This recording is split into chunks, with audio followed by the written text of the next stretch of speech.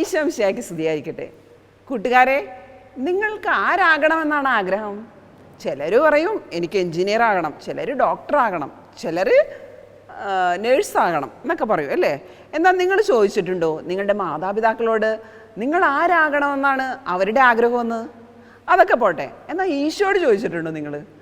ഈശോ എന്താണ് നിങ്ങൾ ഇന്ന് ആഗ്രഹിക്കുന്നത്? ഈശോ ആരാകണമെന്നാണ് നിങ്ങൾ ആഗ്രഹിക്കുന്നതെന്ന് ഈശോയോട് ചോദിച്ചിട്ടുണ്ടോ?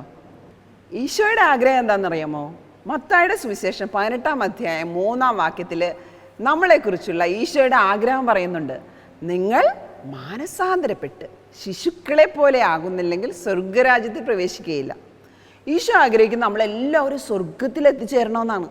അപ്പോൾ സ്വർഗത്തിൽ എത്തിച്ചേരാനുള്ള ഒരേ ഒരു വഴി ഈശോ പറഞ്ഞതുപോലെ നമ്മൾ മാനസാന്തരപ്പെടണം, ശിശുക്കളെ പോലെ ആകണം. അപ്പോൾ സ്വർഗരാജ്യത്തിൽ പ്രവേശിക്കാൻ പറ്റും.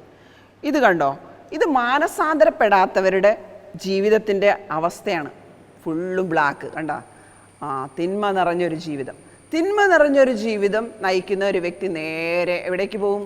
നരകത്തിലേക്ക് പോവും. നന്മയുള്ള ജീവിതം നയിക്കുന്നവർക്ക് മാത്രമേ സ്വർഗരാജ്യമുള്ളൂ. അപ്പോൾ സ്വർഗത്തിൽ പോകാൻ ഈശോ പറയുന്ന ഒരേ ഒരു മാർഗം എന്താ? നിങ്ങൾ ശിശുക്കളെ പോലെ ആകണം. അപ്പോൾ ഈശോ പറയുന്നുണ്ട് എന്താണ്?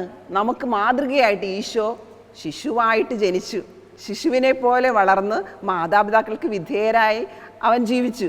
അപ്പം ഈശോ തന്നെയാണ് നമുക്ക് മാതൃക. അപ്പം ഈശോയുടെ കൂട്ടുകാർ ഈശോയെ പോലെ ശിശുവിനെ പോലെ ആകണം. അപ്പോൾ ഉണ്ണീശോയെ പോലെ ആകാൻ എല്ലാവർക്കും ആഗ്രഹമുണ്ടോ? ഉണ്ണീശോയുടെ കൂട്ടുകാരാകാൻ ആഗ്രഹമുണ്ടോ? ഇല്ല, എല്ലാവർക്കും ആഗ്രഹമില്ലേ?